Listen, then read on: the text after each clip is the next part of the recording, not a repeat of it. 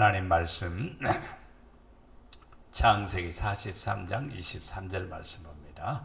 우리 같이 봅니다. 그가 이르되 너희는 안심하라 두려워하지 말라 너희 하나님 너희 아버지의 하나님이 재물을 너희 자루에 넣어 너희에게 주신 것이니라.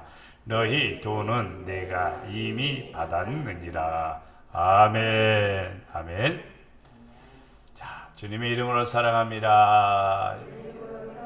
예수님의 이름으로 사랑합니다. 주님의 이름으로 사랑합니다. 꽃도 이렇게 하트 모양으로 사람이 만든 게 아닙니다. 자연이 있는 것인데 이렇게 눈에 띄어서 사진을 찍은 겁니다. 하트 모양으로 이렇게 꽃이 되어 있습니다. 참 꽃들도 사랑합니다 이런 표현을 많이 하는 것 같아요. 산에 가다 보면은 혹은 들판에서도 보면은요 하트 모양의 잎사귀를 가진 식물들이 참 많습니다. 나무도 있고 그 다음에 풀도 있고 그렇습니다. 나팔꽃도 하트 모양입니다. 잎사귀가.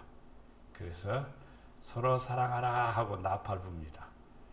나팔꽃을 볼 때 그냥 나팔꽃이다 그러지 말고 서로 사랑하라 하는 뜻으로 보시면은 행복해지리라 믿습니다. 오늘 말씀을 통해서 자기를 복 있는 자로 만드는 비결. 사람은 만들어져 갑니다. 계곡에 버려진 나무 뿌리를 주워다가 혹은 공사판에서 뽑아낸 나무 뿌리를 가져다가 그것을 잘 다듬어서 멋지게 만드는 사람이 있어요. 작품 하나에 300만 원, 1000만 원 혹은 2000만 원도 간답니다. 버려진 아무 쓸모없는 가만히 놔두면 썩어서 그냥 없어지는 거죠. 근데 그것을 잘 다듬어 갖고 작품을 만드는 거예요. 그러면 굉장히 가치가 있는 고가부치를 나타내죠. 그래서 그는 돈을 꽤 벌어요. 보면 우리 자신도 만들어 가야 돼요. 가만히 방치해 두면은 쓸모없는 존재가 되지만은 만들어 가면은요 멋있는 사람이 됩니다. 제가 그런 얘기 한 2번 드린 것 같습니다. 서울에 있을 때 권사님이 초등학교밖에 안 나와서 글씨를 못 쓴다고 늘 그러더라고요. 그래서 글씨를 잘 쓰고 싶으세요? 그러니까 예 그러는 거예요. 제 나이하고 비슷한 또래입니다. 그런데 글씨를 잘 쓰고 싶다고 해서 그러면은 서예학원에 등록을 하십시오. 그리고 글씨를 공부하십시오. 서예학원은 1년 다니더니 작품이 좀 나오더라고요. 2년 다니니까요 나보다 더 잘 쓰더라고요. 그러니까 우리는요 우리의 안에는 항상 잠재적인 재능이 있습니다. 근데 자기를 만들지 않으면은 절대로 안 되는 거예요. 누가 뭐 태어나서부터 잘하는 게 있습니까?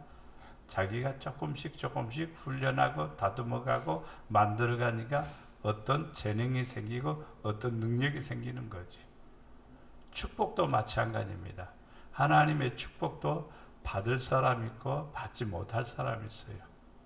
교회 안에서 교회를 똑같이 다녀도 어떤 사람은 받고 어떤 사람은 못 받고 묘하죠. 그것은 자기 스스로가 자기를 무엇으로 복 있는 자로 만들어 가야 됩니다. 자, 요셉은 사랑받는 요셉입니다. 부모에게 사랑받았고 하나님에게 사랑받은 사람입니다. 첫째 사랑받은 사람이 돼야 돼. 또 꿈을 꾸는 요셉입니다. 요셉은 꿈을 꾸는데 자기가 꾸고 싶은 꿈을 꾸는 게 아니라 하나님이 주시는 신령한 꿈을 꾸는 거예요. 그게 다른 점이죠. 개 꿈이 아니고 쓸데없는 꿈이 아니라 하나님이 그에게 주시는 계시적인 꿈을 꾸는 거예요. 또 시기를 받는 요셉입니다. 우리는 시기하는 자가 되어서는 안 되지만 시기의 대상은 되어야 돼요. 시기의 대상은 누구냐면 잘한다는 사람입니다. 이쁘다는 뜻입니다. 남보다 뛰어나다는 사실입니다. 그렇죠. 남보다 뛰어나야 되죠. 남보다 우월해야 되죠. 그래야 시기의 대상이 될 수가 있는 거죠. 시기하는 것은 자기 부족함에서 자기 그 나약함을 괜히 질투로 나타내는 하나의 모습이죠. 근데 그게 아니라 우리 자신 스스로가 하나님 앞에 새로운 모습을 가지게 되면 시기의 대상이 될 수 있습니다. 그만큼 뛰어나라 이 말이지요. 그만큼 열심히 하라는 뜻이죠. 네 번째, 요셉은 팔려갔습니다. 팔려갔다는 말의 의미를 잘 기억하시기를 바랍니다. 성공한 사람들은 어떤 것에 팔린 사람들이에요. 자기 하고 싶은 대로 안 해요. 팔려간 사람은요, 이미 팔려갔기 때문에 거기에 매여 있습니다.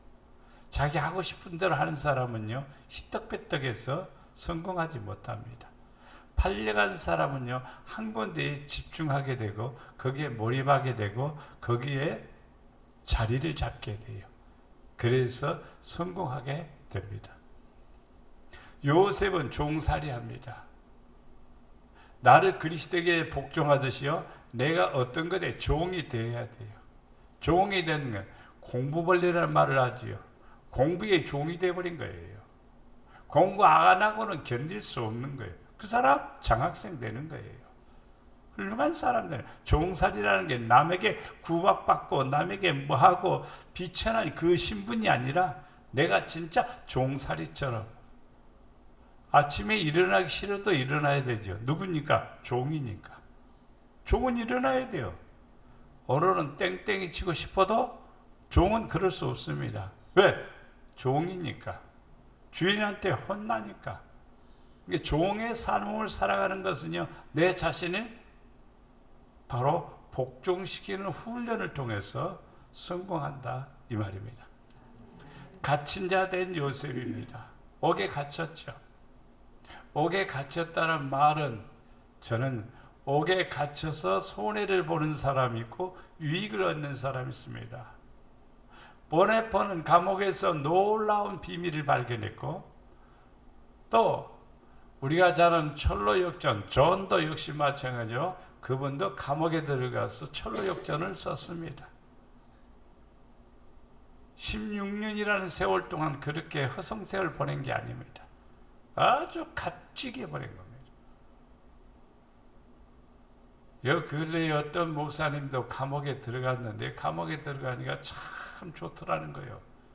기도할 시간이 참 많고 성경 읽을 시간이 참 많고 하나님과 영적인 교제 가질 시간이 많아서 너무너무 좋더라는 거예요. 그 목사님이 죄 지어서 들어간 것은 아니죠. 너무 과격하게 주장하다 보니까 들어갔습니다만 다시 나왔습니다. 갇힌 자 된 요셉을 통해서 저는 이렇게 깨닫습니다. 내 마음대로 살지 않고 어떤 것에 집중하고 몰입하는 사람은 분명히 성공하고 승리한다고 봅니다. 꿈을 푸는 요셉입니다. 세상을 어떻게 풀어가는가가 남의 꿈도 풀어주지만 자기 꿈도 풀고 남의 꿈도 풀 수 있는 사람이 되는 거예요. 어떤 꿈을 꾸었대야. 우리 권사님이 고기 잡는 꿈 꾸었으니까 전도 많이 해야지. 기도가 하시면 됩니다. 하나님, 내가 진짜 고기 잡아야 되겠네. 나도 고기 잡는 마음은 꿈을 꾸었습니다. 목회자니까 그런 꿈을 꾸겠죠. 그러나 또 그런 꿈을 꾸는 것은 푸는 것도 중요합니다. 또 풀어가는데 실질적으로도 풀어가야 됩니다. 요셉은 감옥에 있었지만은 어려운 사람들의 꿈을 다 풀어줍니다. 풀어준 대로 그대로 이루어졌습니다. 뿐만 아니라 왕의 꿈도, 바로 왕의 꿈도 풀어줍니다. 풀어주는 것은 꿈풀이만 하는 것이 아니라 그 해결책까지 다 가르쳐줍니다. 그러니까 바로 왕이 깜짝 놀라죠. 이와 같이 지혜로운 사람, 이와 같이 똑똑한 사람 만나보지 못했다. 그래서 총리로 세우신 겁니다. 만약에 꿈을 풀지 못한다면 요셉을 어찌 그게 총리로 세우겠습니까? 바로 왕 밑에는요 술객이 있습니다. 술객이란 말은요 지혜로운 사람이요, 아주 정책적으로 뛰어난 사람들이 있다 이 말입니다. 그런데 그 사람들이 꿈을 풀지 못하고 요셉이 풀었다 이 말입니다. 성도들도요 영적인 눈이 열려서 세상을 보는 관점이 있고 내가 믿음으로 어떻게 해야 되겠다라고 하는 안목이 쫙 열리게 되면은 자기 인생을 풀어가는, 꿈을 풀어가는 요셉과 같이 복 있는 사람이 되리라 믿습니다. 그래서 총리가 된 것이죠. 하나님의 축복을 받은 사람이 된 것이죠. 우리가 지난 시간에 했죠.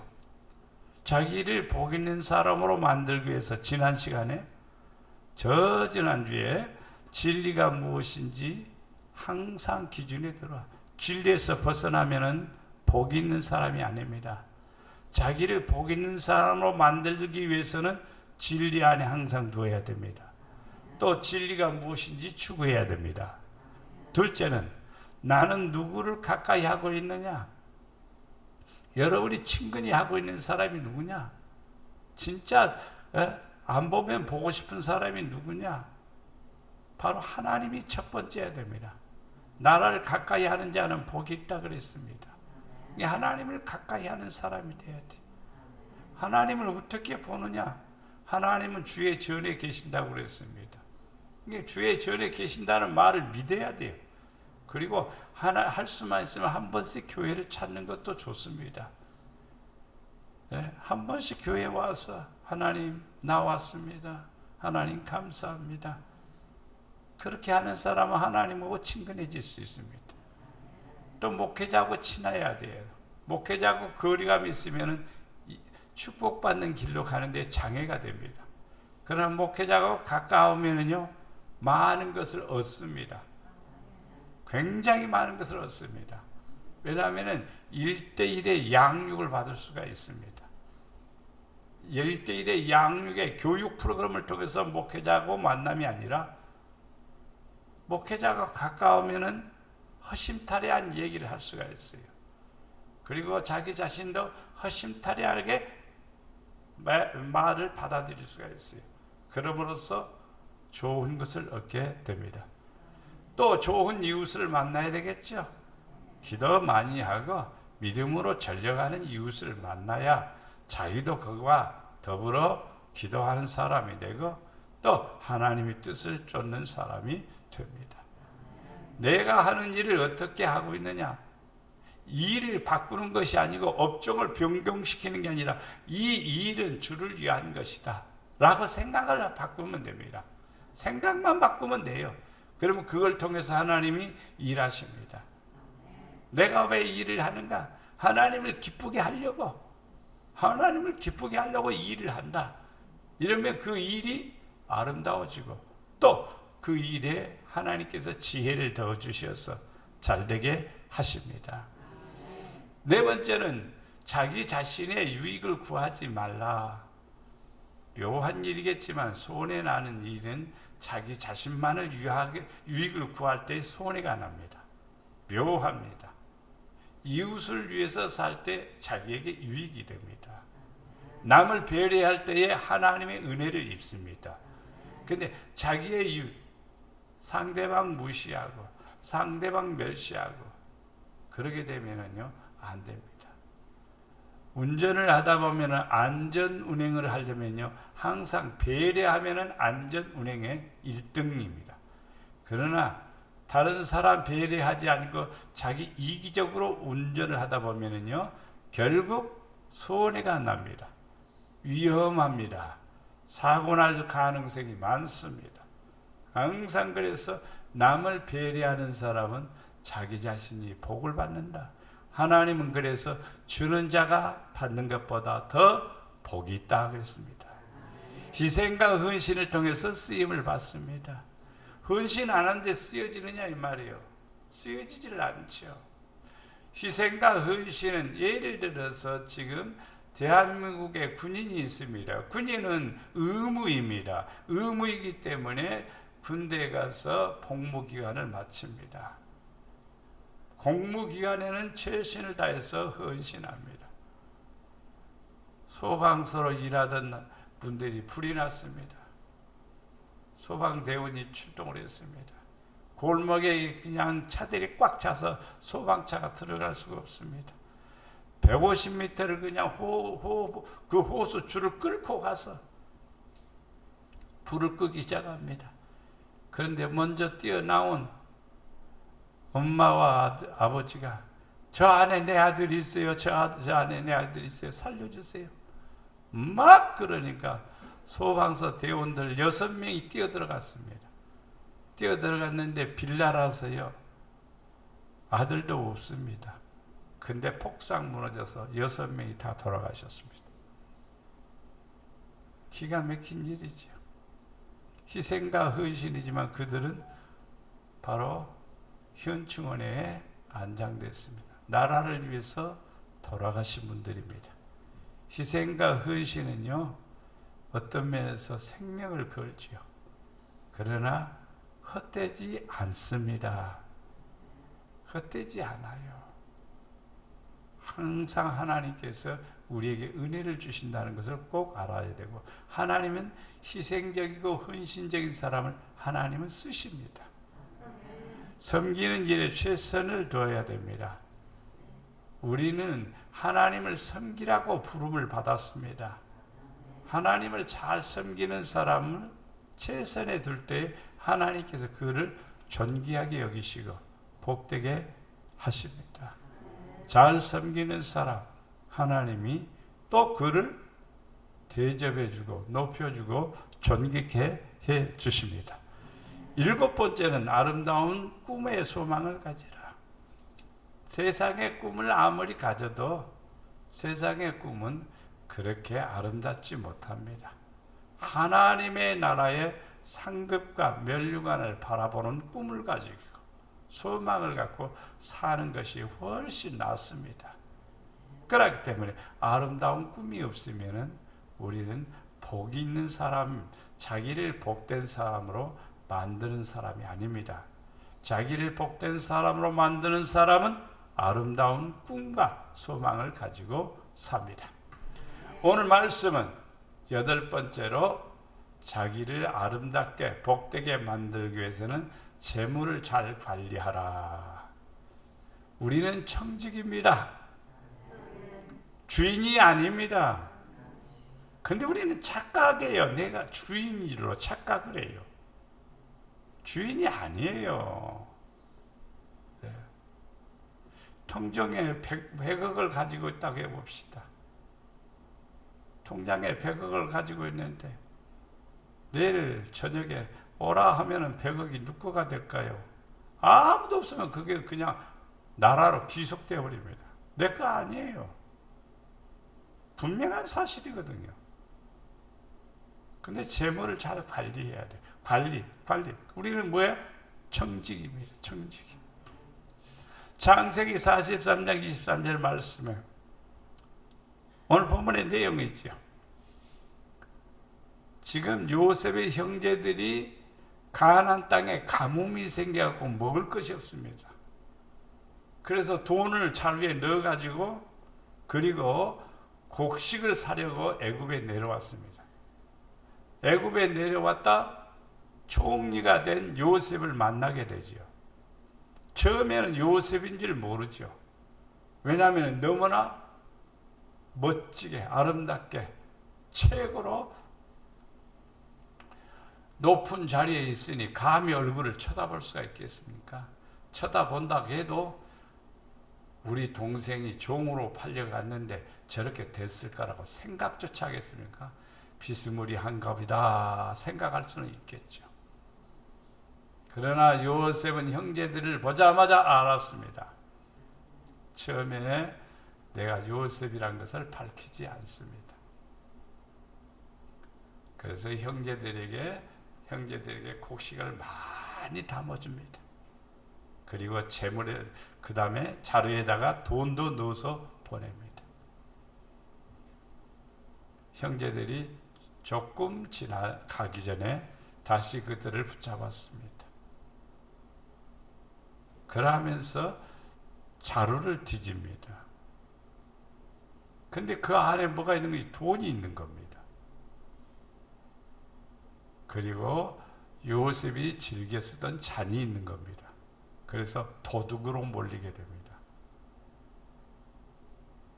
요셉은 형제들을 더 보기 위한 하나의 방법으로 그렇게 했을 뿐입니다.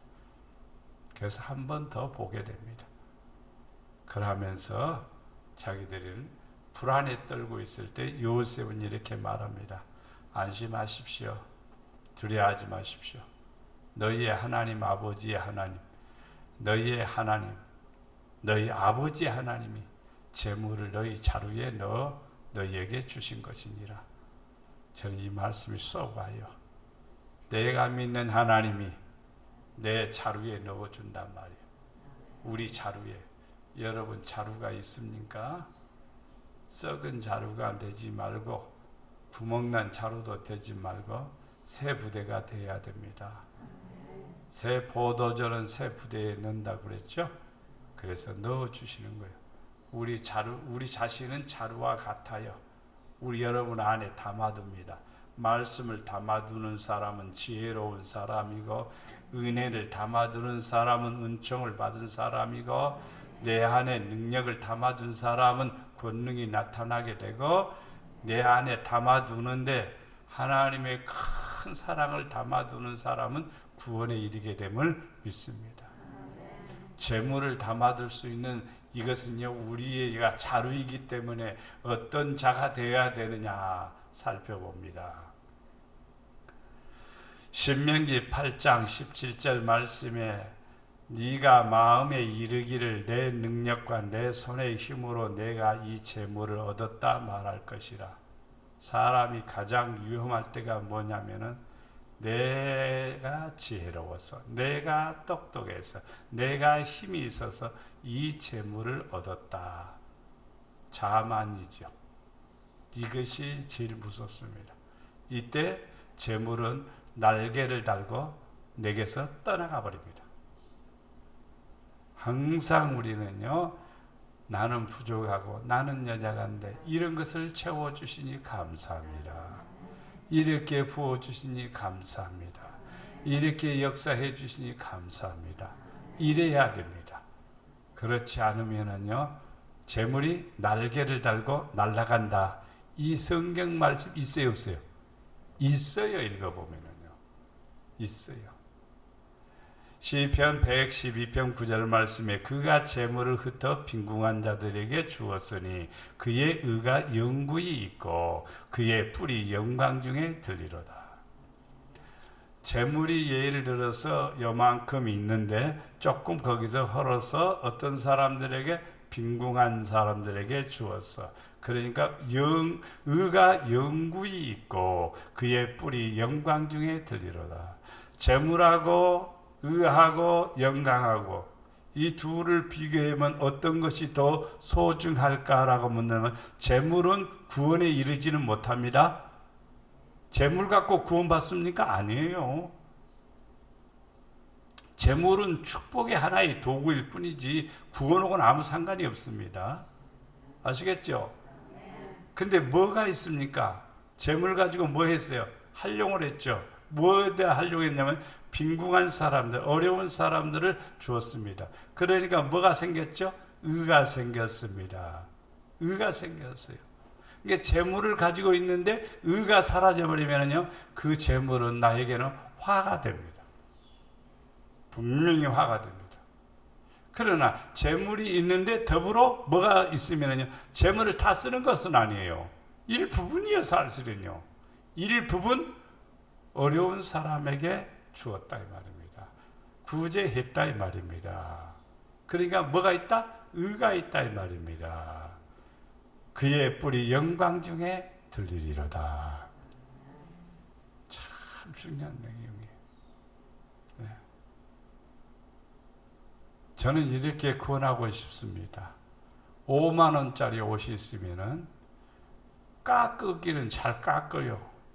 5만 원짜리 있으면 5천 원 깎죠. 그럼 5천 원은 구제헌금 드리십시오. 깎은 것은. 근데 구제헌금은 1,000원밖에 안 드리는 거예요. 그것은 하나님 앞에요, 눈 감고요, 아웅 하는 것하고 똑같은 일입니다. 하나님이 주신 것하고 우리가 하는 것하고 비례를 해보면은 하나님 우리의 진심을 아는 것이죠. 우리의 진심이 어디에가 있는가를 알아야 돼. 하나님은 우리의 뭘 보냐? 액수가 아니라 진심을 보는 거죠. 그래서 의가 거기에 첨부되는 거고 영광이 플러스가 되는 것을 볼 수가 있습니다. 시편 119편 14절 말씀에 내가 모든 재물을 즐거워함 같이, 돈 앞에서 인상 쓰는 사람은 없을 겁니다. 돈만 주면 입이 쫙 벌어지지요. 또 돈 주면 할렐루야 하는 사람도 있을 겁니다. 어떻게 돈 가지고 할렐루야를 해요? 그럴 수는 없죠. 그러나 돈을 좋아해요. 여러분 돈 좋죠? 돈 보면은 즐겁죠? 나도 즐거워요, 사실은. 솔직한 말입니다. 나도 돈 보면 좋아요. 그러나 돈에 목숨을 걸지는 않습니다. 저는 패스포드에 돈이 얼마 들었는지 얼마 나가는지 절대로 그거 지금까지는 모릅니다. 얼마 있어? 몰라. 죽어 난 뒤에도 얼마 남았어? 몰라.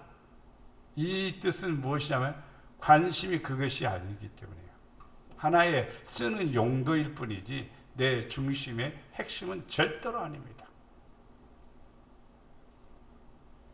그렇게 살기를 지금 60년 그렇게 살아왔습니다. 저는. 그런데도 하나님은 이 모양 저 모양으로 역사하십니다. 재물을 즐거함 같이 주의 증거의 도를 즐거워해. 하나님의 말씀이 더 좋다 이 말이에요. 하나님의 말씀 때문에 행복해져요. 돈의 즐거움은, 재물의 즐거움은 순간일 뿐이에요. 작거나 아무것도 없습니다. 그러나 하나님의 돈은 영원한 즐거움이 됩니다. 영원한 행복이 됩니다. 그냥 재물은 하나의 약간의 기쁨은 될 수 있어요. 아, 기분 좋아. 그런데 영원하지는 않습니다. 로또 복권 당첨된 사람들이 행복한 거지만요, 퍼센트로 약 70% 이상이 불행해진 사람이 많습니다. 이혼한 사람들이 대부분이고, 그리고 나중에 얼마 가지 않아서 그 로또 복권은 10억, 20억, 40억 당첨돼도 다 쫄딱 망한 사람들이 훨씬 많습니다. 그게 재물은 즐거워하는 것이 아니라 하나의 그냥 감사의 대상일 뿐입니다. 증거의 도를 즐거워해야 돼. 하나님의 말씀을 즐거워해야 됩니다. 그래야 내가 어떤 사람이 되냐? 복받을 자가 됩니다. 잠언 8장 21절에 이는 나를 사랑하는 자가 재물을 얻어서 그곳에서 그 곳간에 채우게 하려 하십니다. 하나님 사랑하면은요, 재물을 얻는데요. 근데 우리는 단순하게 하나님 사랑합니다, 사랑합니다, 사랑합니다 막 하죠. 그러나 여러분 가슴속에 진실로 주님을 사랑해 보세요. 그러면 재물을 얻게 돼 있어요. 성경의 약속입니다. 묘합니다. 재물을 얻게 돼 있어요. 네. 회사에서도 하나님 사랑하니까 다른 사람 다 안 올려줘도 하나님 사랑받는 사람은 올려주는 거예요. 회사에서 올려주고 높여주고 그런 거 존귀하게 하시는 거예요. 묘한 일들입니다. 하나님은 재물을 얻게 해주셔요. 이사야 45장 3절 말씀에 내게 흑암 중에 보화와 은밀한 곳에 숨은 재물을 주어. 흑암 중에 보화가, 은밀한 곳에 숨은 재물이 있답니다. 근데 그 재물, 보화와 재물을 누구게? 네 이름을 부르는 자가 나 여호와 이스라엘 하나님인 줄 네가 알게 하리라. 그 누구에게 이 보물을 주느냐 이 말이에요. 보화와 은밀한 곳에 숨은 재물을 누구에게 주냐 이 말이에요. 보화는 나는 일하는 사람에게 준다고 봅니다. 밭에서 쟁기질하다가 보화를 발견하죠. 그렇죠? 그리고 자기 재산을 다 팔아서 그 밭을 삽니다. 왜 밭을 사죠? 보화가 있기 때문에. 보화는요, 자기가 소유한 것보다 더 가치가 있기 때문입니다. 바보가 어떻게 그 보화하고 자기 집에 전 재산하고 다 바꿉니까? 바보가 아니시냐 그러지 않죠. 뭐가 더 소중하니까? 보화가 더 크니까, 더 액수가 크니까, 더 놀라운 것이니까 감춰두고 그 밭을 산 것입니다. 이걸 이해하기는 그렇게 쉽지는 않아요. 성도들이요, 이 진리를 터득하면요, 여러분 눈이 활짝 열린 사람이죠. 밭을 가는 것은 여러분 자신입니다. 자신을 뒤집어 엎어서 야, 이렇게 하면 하나님이 역사하시겠다라는 깨달음이 오는 순간에 여러분의 삶은 새롭게 변화됩니다. 보화는요, 눈으로 보이는 금덩어리가 아닙니다. 보화는요, 사람들이 1억, 2천억, 몇천억씩 주면서 사는 그런 물건이 아닙니다. 하나님이 주시는 믿음, 소망, 사랑, 이것을 금은보화라고 합니다. 이것을 찾는 사람은요, 하나님께서 더 값지다는 것을 깨닫게 되지요. 은밀하게 숨은 재물을 주시는 거예요. 야, 하나님을 알게 되면 영안이 열리고, 영안이 열리면 세상을 보는 눈이 열려서 아버지의 은혜와 사랑을 받게 됨을 믿습니다. 누가복음 12장 21절에 자기를 위하여 재물을 쌓아두고 하나님께 대하여 부여하지 못한 자가 이와 같으니라. 자기는 많지만 하나님께서는 아무것도 없는 거예요. 그런 사람 많습니다. 그런 사람 많아. 네. 그런 사람이 참 많아요. 네. 나는 부해. 근데 하나님 앞에는 한 것이 없어. 가난한 거예요. 부여치 못한 거예요. 하나님 앞에 쌓아둔 게 많아요. 하늘에 쌓아둔 게 많아야 그 다음에 내게 내려오는 거예요. 어떻게 내려올까요? 30배, 60배, 100배로 우리에게 부어주시는 거예요. 근데 쌓아둔 거 내려봤자 내릴게요. 구름이 커야 비가 많이 오죠. 구름이 적으면 비가 이슬비 오다 마는 거예요. 그러니까 하늘에 쌓아두어야 그게 내게 부어지고 역사가 임하는 거죠. 그래서 자기를 위하여 재물은 쌓아두었으나 하나님께는 한 것이 없다 이 말입니다. 누가복음 16장 13절 말씀에 집 하인이 두 주인을 섬길 수 없나니 혹 이를 미워하고 혹 저를 사랑하거나 혹 이를 중히 여기고 저를 경히 여길 것임이니라. 너희는 하나님과 재물을 겸하여 섬길 수 없다. 둘을 놓고 둘 다 섬기지는 않아요. 둘 중에 하나죠. 더 하느냐 덜 하느냐 이 두 갈등 속에 빠지는 거죠. 근데 재물을 사랑하면 하나님은 멀어지게 되어 있습니다. 자연스러운 거예요. 답입니다. 그것은 그냥. 아니야, 나는 이것도 사랑하고 이것도 사랑해. 너 있을 수 없어요. 그게. 항상 이 둘을 저울에다 달아보면요, 항상 틀리게 되어 있으니까. 하나님을 사랑하면 이것이 조금 멀어지고, 이걸 사랑하면은 뭘 사랑? 재물을 사랑하면 하나님이 멀어지게. 그렇게 돼 있어요. 그게요. 그렇게 돼 있다고요. 하나님 말씀 아무리 좋아도요, 재물이 내 안에 자리를 잡으면요, 하나님 말씀은 뒷전이 되기 쉽습니다. 그게 바로 답입니다. 성경에. 이 말씀은 제 얘기가 아니라 주님이 하신 말씀이에요. 그래서 우리는 뭐 해야 돼요? 한 주인이 있습니다. 그분이 나의 하나님이십니다. 그분을 섬기는데 어떻게 재물이 주인이 될 수가 있습니까? 재물은 우리의 하나의 쓰여지는, 우리가 아버지의 영광을 위해서 일하는 도구로 주신 것 뿐이에요. 근데 그것이 주인이 될 수 있느냐 이 말이에요. 절대로 주인이 될 수가 없습니다. 주인이 되어서도 안 됩니다. 어떻게 잘 쓰라고 우리에게 주시는 하나의 도구다 이 말입니다. 그래서 멋지게 쓰는 사람이 지혜로운 사람이고 자기를 가장 복되게 만들어가는 사람입니다. 9번째, 선을 추구하십시오. 선을 추구한다는 것은 매우 중요한 일이죠. 창세기 4장 7절 말씀에 네가 선을 행하면 어찌 낯을 들지 못하겠느냐. 선을 행하지 아니하면 죄가 문 앞에 엎드려져 있느니라. 죄가 너를 원하나 너는 죄를 다스릴지니라. 선을 행하지 않으면 죄가 문 앞에 엎드려져 있습니다. 문 열면 죄가 들어가는 거예요. 내 안에서 그걸 원해야 돼요. 선을 쫓아가야 돼요. 그래야 죄를 다스리는 거예요. 죄를 다스리는 방법은 뭐냐면 선을 행하는 거예요.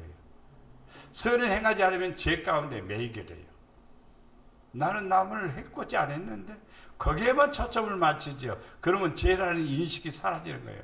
하나님의 뜻을 이해하지 못하면 죄가 되는 거예요. 하나님의 뜻대로 안 하는 것이 죄지요.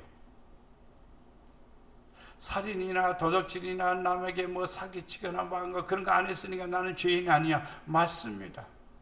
그것은 세상의 법의 잣대로 보는 죄인의 기준입니다. 세상의 기준입니다. 그러나 하나님의 기준은 뭐냐면 아버지 뜻대로 했느냐 안 했느냐입니다. 아버지 뜻대로 하는 사람은 바로 선을 행하는 사람이요, 의를 행하는 사람. 그 사람은 뭘 다스려요? 죄를 다스리는 거예요.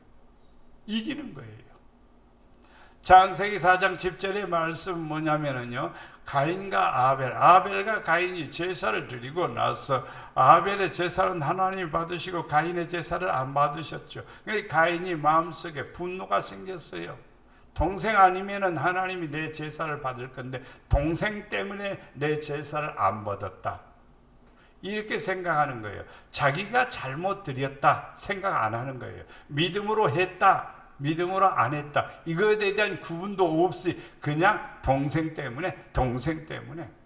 여러분 누구 때문이라고 하지 마십시오.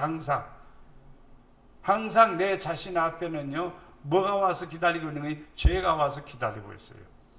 근데 선을 행하면 이 죄가 사라지는 거예요. 근데 선을 행하지 않으면 이것이 항상 문 앞에 들어와 있어요. 그래서 삐끗 문만 열면 들어가 버리는 겁니다. 그러면 죄가 들어가면요 뭘 할까요? 죄인이 되는 거예요. 그래서 항상 선을 쫓아 행하는 사람이 되어야 됩니다. 여호와를 의리하고 선을 행하라. 땅에 머무는 동안에 그의 성실을 먹을거리로 삼을지니라.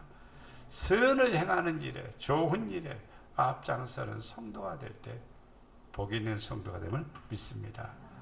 선을 간절히 구하는 자는 은총을 얻으려니와 악을 더듬어 찾는 자에게는 악이 임하리라. 선을 간절히 구하는 자는 은총을 얻으려니와. 그렇습니다. 모르드게가 뭐 돈 주어서 성문 앞에서 나라를 위해서 기도합니까? 얼굴 바꿔 기도합니까? 누가 돈을 주어서 기도합니까? 아니잖아요.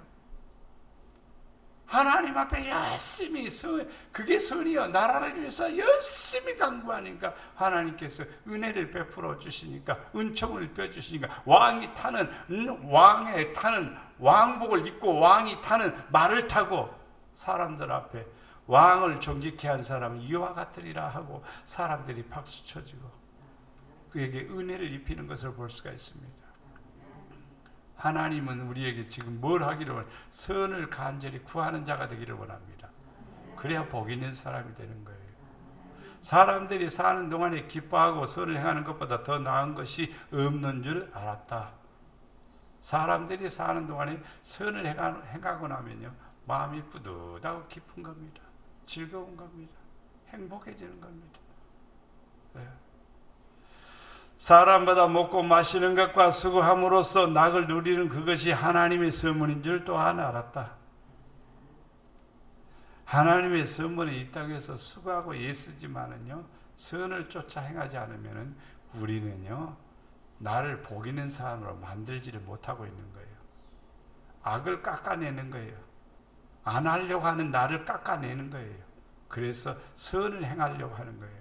가장 아름다운 사람, 가장 멋진 사람은 쌍꺼풀 해서 멋있는 사람이 아니고, 콧대를 세워서 멋있는 사람이 아니고, 턱을 깎아서 멋있게 하는 것이 아니라 선을 쫓아 행하는 사람이 가장 아름다운 사람이고 가장 복 있는 사람임을 믿습니다.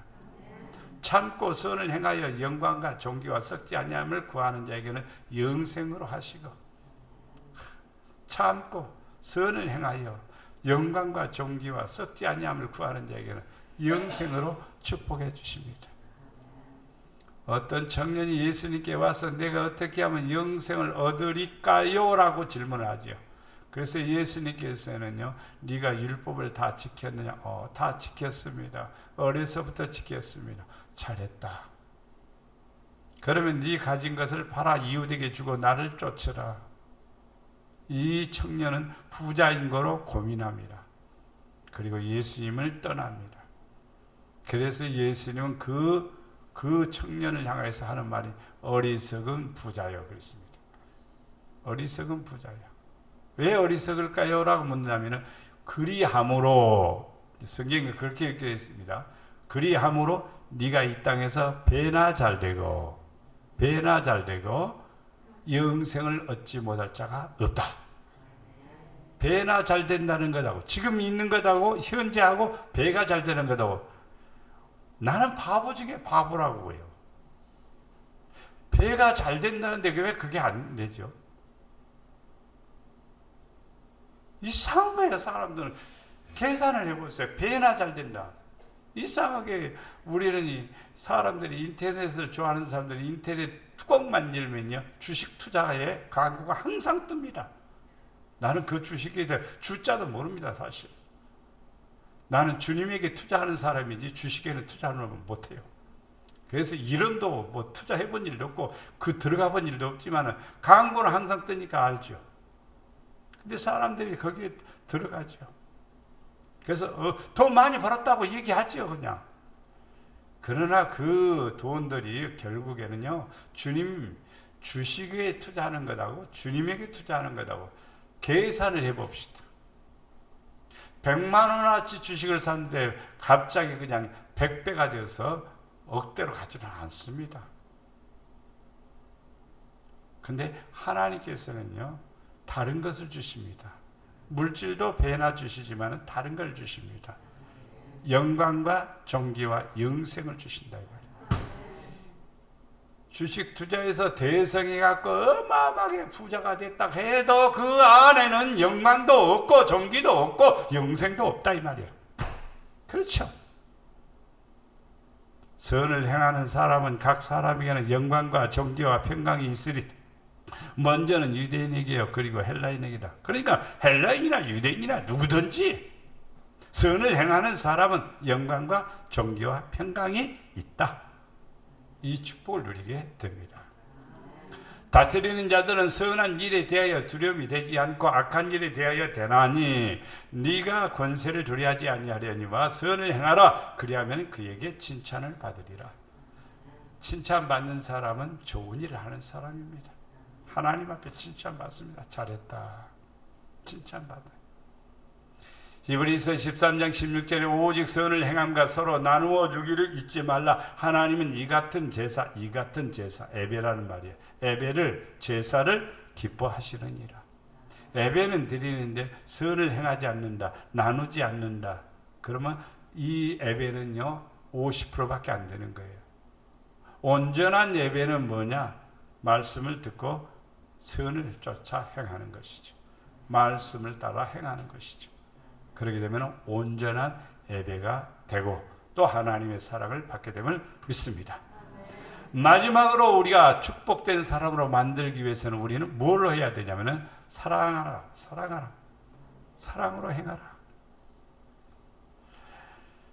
갈라디아서 5장 6절 말씀에 그리스도 예수 안에서 할례나 무할례나 효력이 없으되 사랑으로서 역사하는 믿음뿐이니라. 할례 받았어, 구원 받나요? 사랑을 안 하면 구원 못 받아요. 세례 받았어, 근데 사랑을 안 해, 그럼 구원 못 받아요. 그 할례는요 껍데기니까요. 왜? 예부에 몸에 받은 것이지 내면에 받은 게 아니죠. 할례는 뭐냐? 끊어버렸다, 잘라버렸다는 뜻이죠. 그러면 하나님과 나와의 관계를 갖는 데에 필요 없는 것들 다 잘라버렸습니다. 열매 맺지 못하게 하는 것을 다 잘라버렸습니다. 왜 그러냐? 하나님을 사랑하기 때문에, 주님을 사랑하기 때문에. 그러니까 주님을 사랑하는 역사하는 믿음은 뭐냐 이 말이에요. 그 믿음은 뭐냐 이 말이에요. 할례를 말한 것처럼 예수님께 나아가는 모든 장애물들을 다 제거하고 하나님을 사랑하는 겁니다. 그게 바로 사랑으로서 역사하는 믿음입니다. 형제들아, 너희가 자유를 위하여 부르심을 입었으나, 자유를 위해서 우리가 부르심을 입었습니다. 그러나 그 자유로 육체의 기회를 삼지 말고 오직 사랑으로서 서로 종노릇하라. 육체의 기회로 삼지 말라. 성도들이요, 신앙생활하다 육체의 기회로 삼으면요 무섭습니다. 결과가요. 가룟 유다가 예수님의 부름을 받았습니다. 뭐가 되기 위해서 부름 받았냐? 예수님의 제자가 되기 위해서 부름을 받았습니다. 그런데 그거는 예수님의 가르치심을 마음에 두지를 않는 겁니다. 기회가 좋은 기회지요. 자기 인생의 새로운 기회죠. 사실은요. 축복의 기회죠. 그런데 무슨 기회로 삼는? 육체의 기회로 삼은 겁니다. 뭐가 들어가니까 그런가요? 예수님의 제자입니다. 성도가 아니라 예수님의 제자예요. 예수님의 말씀을 직접 들은 사람이라고요. 어떤 목사님 밑에 있는 성도가 아니라 예수님 밑에서 직접 예수님의 말씀을 들은 사람이라고요. 그래도 육체의 기회로 삼으니까 사단이 그 속에 들어가니까 예수 팔 생각이 들어간 거죠. 그리고 예수님을 팔아버리지요. 가슴을 치며 후회한들 소용이 없습니다. 차라리 태어나지 않았으면 좋을 뻔했다. 그런 사람이 되죠. 우리는 육체의 기회로 삼으면 안 됩니다. 항상 하나님을 사랑하는 마음으로 이웃을 사랑하고 섬길 줄 아는 성도가 되어야 됩니다. 온수를 갚지 말며 동포를 원망하지 말며 내 이웃을 사랑하기를 내 자신과 같이 사랑하라. 나는 여호와니라. 이웃 사랑하지 않으면요 하나님 사랑하는 거 아니에요. 하나님 사랑하는 것 대신 이웃을 주신 거예요. 하나님 사랑합니다 하면서 이웃을 사랑하는 거예요. 이웃을 사랑하는 것은 하나님을 사랑하는 표시입니다. 하나님은 사랑하는데 저 사람은 배기 싫어. 우리 성도들 절대로 사람들 미워하지 마세요. 원망하지 마세요. 불평하지 마세요. 항상 사랑의 대상이 되고 기도의 대상이 되고 또 함께하는 동료가 되기를 바랍니다. 예레미야 19장 34절에 보면 너희와 함께 있는 거류민을 너희 중에서 나은 자같이 여기며, 거류민이라면 함께 거하는 사람들이죠. 근데 나은 자같이 여기며 자기같이 사랑하라. 너희도 애굽 땅에서 거류민이 되었느니라. 나는 너희의 하나님 여호와니라. 나그네들, 모르는 사람들, 이방인들. 저 지난주에 사모님이 떡을 가지고, 지난주인가 떡을 가지고, 그래서 우리는 둘 다 하나밖에 안 먹었어요. 그러면 냉장고에 쌓아두었느냐? 아닙니다. 다 나눠주고 없어요. 하나밖에 안 먹었어요. 하나밖에 안 먹었어요. 난 2개 먹어야 권리예요. 왜냐하면 팥이 들어간 거, 콩 들어간 거다고, 콩 안 들어간 거. 2개 먹어야 내 개인 할당량이요. 근데 2개 못 먹었습니다. 다 나눠주다 보니까. 이 집, 저 집 나눠주다 보니까 그렇습니다. 거의 대부분이 안 믿는 집들입니다. 언젠가는 그리스도의 복음이 그들에게도 들어가리라 믿습니다. 우리의 할 일들이죠. 할 일들이죠. 예. 저는 다이어트 중이기 때문에 떡을 안 먹습니다. 잘. 떡 참 좋아합니다. 내 별명이 떡돌입니다. 예. 그런데 떡을 안 먹으려고 굉장히 애를 씁니다. 예. 여러분이 떡 사줄까요? 그러면 안 먹겠습니다. 그럴 겁니다. 우리는 딱 이 땅에 살아가면서요. 누구를요? 나그네들도 거류민들도요. 바로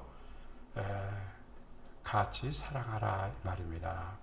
예수께서 이르시되 네 마음을 다하고 목숨을 다하고 뜻을 다하여 주 너희 하나님을 사랑하라 하셨으니 이것이 크고 첫째 되는 계명이요 둘째도 그와 같으니 네 이웃을 내 자신과 같이 사랑하라. 계명을 둘로 딱 쪼개놨습니다. 첫째는 하나님 사랑하라. 둘째는 이웃을 사랑하라. 이웃 사랑하는 계명이에요. 계명. 십계명이 바로 이 계명의 둘에 딱 요약을 해버린 겁니다. 첫 번째부터 공부 안 했, 몰라도 첫째, 둘째, 셋째 몰라도 이 두 계명 하나님 사랑하고 이웃 사랑하는 이게 계명의 완성입니다. 계명을 완성하는 사람 누구냐? 이웃을 사랑하는 사람입니다. 새 계명을 너희에게 주노니 서로 사랑하라. 내가 너희를 사랑하는 같이 너희도 서로 사랑하라. 예수님이 우리를 사랑하셨죠. 그래서 사랑해야 됩니다. 베드로전서 1장 22절에 보면 너희가 진리를 순종함으로 너희의 영혼을 깨끗게 하여 거짓 없이 형제를 사랑하기에 이르렀으니 마음으로 뜨겁게 서로 사랑하라. 서로 사랑하는 사람은 진리를 순종하는 사람이고 서로 사랑하는 사람은 자기의 영혼을 깨끗하게 하는 사람이다 이 말입니다. 서로 사랑 안 하면은 진리에 순종하지 않는 사람이고 자기 영혼은 더러워지는 거예요. 그래서 서로 사랑하라 이 말입니다. 그러면 내가 어떤 사람이냐? 복 받을 사람이 되는 겁니다. 정리해 봅니다. 자, 첫 번째부터 10가지 하나씩 간단히 봅니다. 진리가 무엇인지 기준에 두라. 진리가 무엇인가를 항상 기준에 두라. 나는 누구를 가까이 하고 있는가? 내가 하는 일이 어떤 일을 하고 있는가? 자신의 유익을 구하지 않고 이웃의 유익을 구하는 자가 되자. 희생과 헌신을 통하여 쓰임을 받는 사람이 되자. 섬기는 일에 최선을 두자. 아름다운 꿈과 소망을 가지자. 재물을 잘 관리하는 사람이 되자. 선을 구하는 사람이 되자. 서로 사랑하자. 그러면서 자기를 어떤 사람으로? 복 있는 사람으로 만들어가는 겁니다. 이것은 완성하고 만들어가는 거예요. 하는 거예요. 그러니까 나를 어떤 사람으로? 복 받을 사람으로, 복 있는 사람으로 만들어가는 거예요. 우리 목양의 모든 성도들 복 있는 사람이 되기를 바랍니다. 복 받을 사람이 되기를 바랍니다. 이거 다 하라고요? 겁내지 마십시오. 한두 가지라도 좋습니다. 열심히 하면 됩니다. 그러면 하나님께서 여러분에게 복 있는 자로 세우시고 축복해 주시리라 믿습니다. 사랑과 은혜가 풍성하신 아버지 하나님, 우리가 이 땅에 살아가면서 많은 사람들이 종교를 갖는 것은 복 받는 것입니다. 기독교가 기복신앙이 아니라고 하는 사람들이 있는데 기독교는 복 있는 기복신앙입니다. 복 있는 신앙입니다. 복 받을 신앙입니다. 신앙생활 잘하면 복 받는 것 분명한 사실이요. 또 아버지께서 복을 주신다고 했습니다. 하늘의 복도 받고 땅의 복도 받고 자손의 복도 받아 아버지의 큰 사랑을 누리는 놀라운 은혜를 허락해 주시옵소서. 우리 목양의 성도들 오늘 주신 말씀, 지난주 저지난주 주신 말씀 10가지 가슴에 새기고 믿음으로 전력하여 하나님 사랑받는 성도, 자기 자신을 복받는 사람으로 만들어가는 복된 은혜를 허락하여 주시옵소서. 우리를 사랑해 주시는 예수님의 이름으로 기도드리옵나이다. 아멘.